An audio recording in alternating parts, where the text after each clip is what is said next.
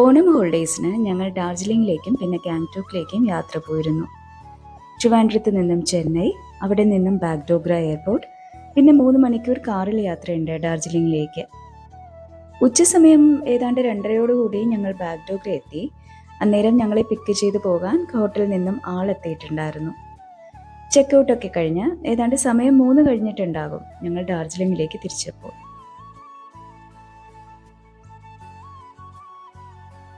ചായ കുടിക്കാനായി ഡ്രൈവർ ഇടയ്ക്ക് വണ്ടി നിർത്തി. രാവിലെ മുതൽ തുടങ്ങിയ യാത്രയായതുകൊണ്ട് ചെറിയൊരു ട്രാവൽ സിക്നസ് ഒക്കെ ഉണ്ടായിരുന്നു.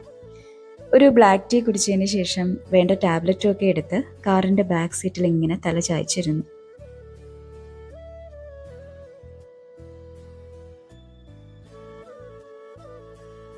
വളരെ ഇടുങ്ങിയ ഹൈറേഞ്ച് റോഡുകൾ, കോടമഞ്ഞിറങ്ങിയ താഴ്വരകളും പിന്നെ മലകളുടെ ചാരുത കൂട്ടാൻ ഒരുപാട് പൈൻ മരങ്ങൾ.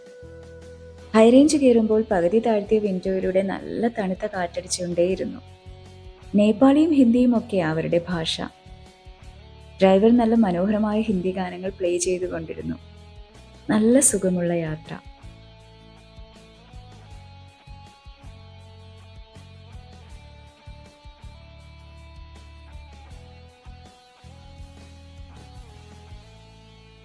പോകുന്ന വഴിയിൽ കുറേ ദൂരം റോഡിന് ഒരു വശം ചേർന്ന് ഹിമാലയൻ റെയിൽവേ ട്രാക്ക് കാണാമായിരുന്നു. എല്ലാം കൂടി ആകെ ഒരു വിൻറ്റേജ് പ്രതീതി തോന്നിപ്പിച്ചു. ഒട്ടും ഡെവലപ്ഡ് അല്ലാത്ത സാധാരണ പ്രദേശം. അങ്ങനെ മലകൾ താണ്ടി ഞങ്ങൾ ഒരു 6 മണി ആയപ്പോഴേക്കും ഹോട്ടലിലെത്തി.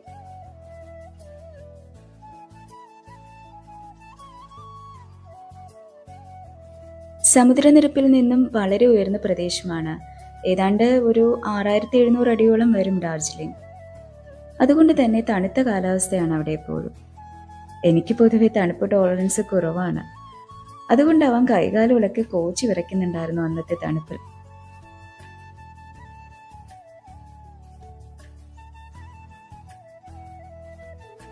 ബുദ്ധിസം നിലനിൽക്കുന്ന പ്രദേശമാണ് ഡാർജിലിംഗ്. അടുത്ത ദിവസം രാവിലെ ബ്രേക്ക്ഫാസ്റ്റ് കഴിഞ്ഞ് ഞങ്ങൾ പോയത് പീസ് പഗോഡയിലേക്കാണ്.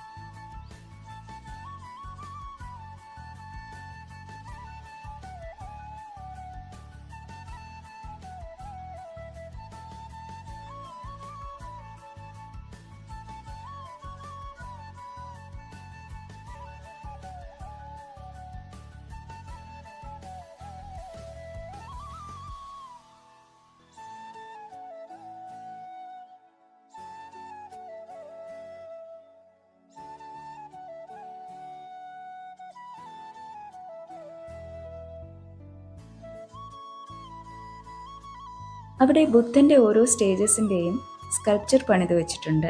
നല്ല ശാന്തമായ അന്തരീക്ഷം.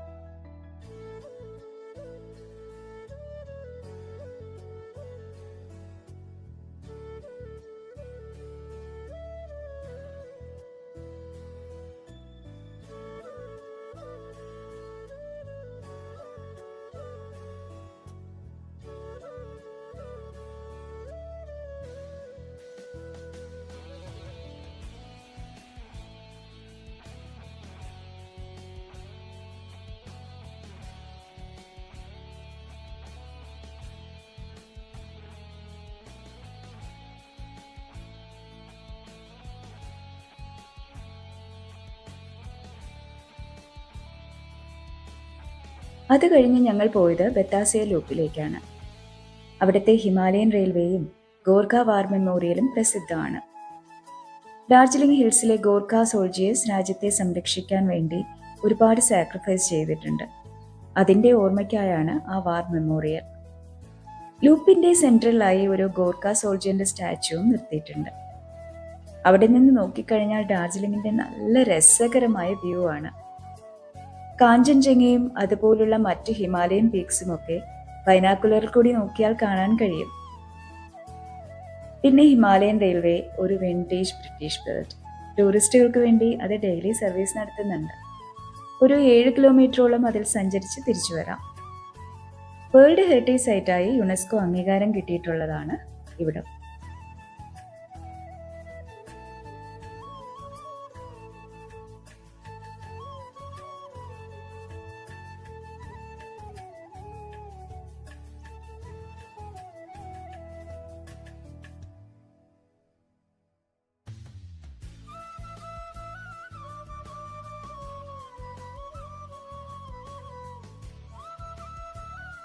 അങ്ങനെ അവിടെ കുറച്ചു നേരം ചെലവഴിച്ചതിന് ശേഷം ഞങ്ങൾ ടൈഗർ ഹില്ലിലേക്ക് പോയി.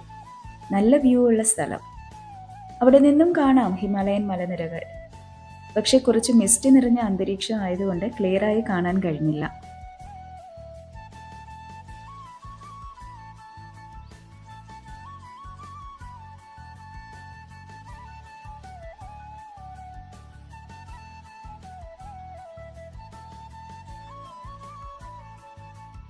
അതിനുശേഷം ഞങ്ങളെ കൊണ്ടുപോയത് അവരുടെ ടീ പ്ലാന്റേഷനിലേക്കായിരുന്നു.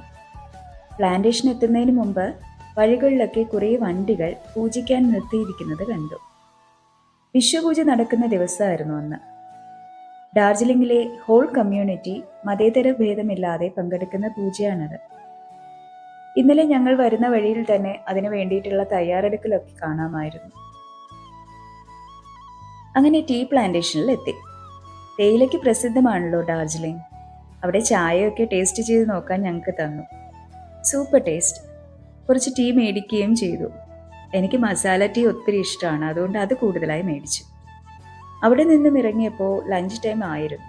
എന്നാൽ വിശപ്പൊന്നും അധികം തോന്നാത്തതുകൊണ്ട് ഞങ്ങൾ വീണ്ടും അടുത്ത സ്ഥലത്തേക്ക് പോയി.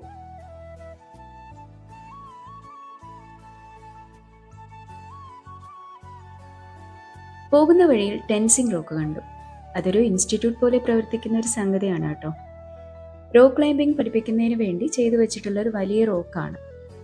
അങ്ങനെ അതും കണ്ട് അടുത്തതായി എത്തിയത് ഹിമാലയൻ സുവോളജിക്കൽ പാർക്കിൽ.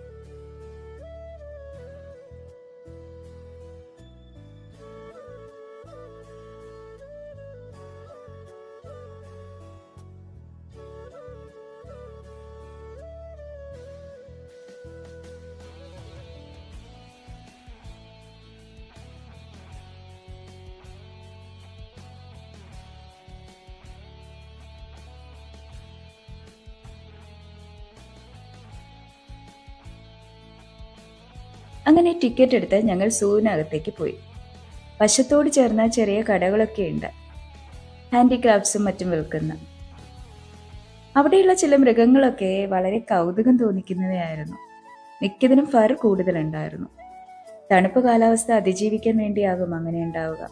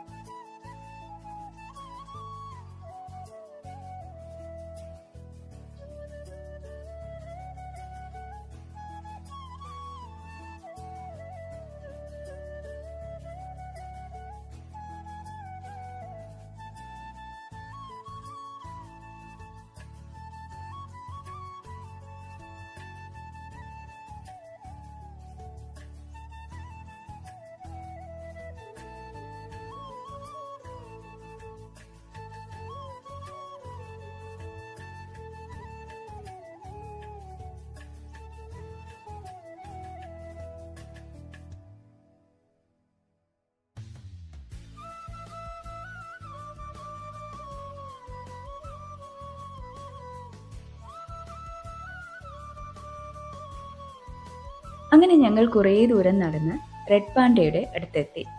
ഹിമാലയൻ റീജിയനിലെ പ്രസിദ്ധമായ ഒരു മൃഗമാണ് ഈ റെഡ് പാണ്ട. നല്ല ക്യൂട്ടായിരുന്നു.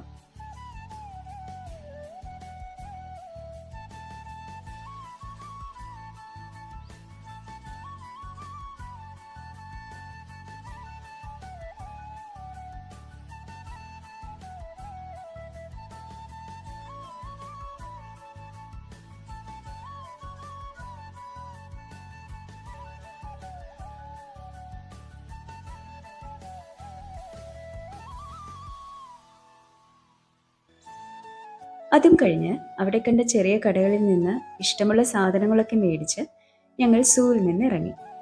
അന്നത്തെ കറക്കം അവിടെ അവസാനിച്ചു. പിന്നെ ഞങ്ങൾ ഹോട്ടൽ പോയി ഫുഡും കഴിച്ച് നേരത്തെ തന്നെ കിടന്നുറങ്ങി. പിറ്റേ ദിവസം രാവിലെ തന്നെ ഗാങ്ടോക്കിലേക്ക് തിരിക്കണമായിരുന്നു.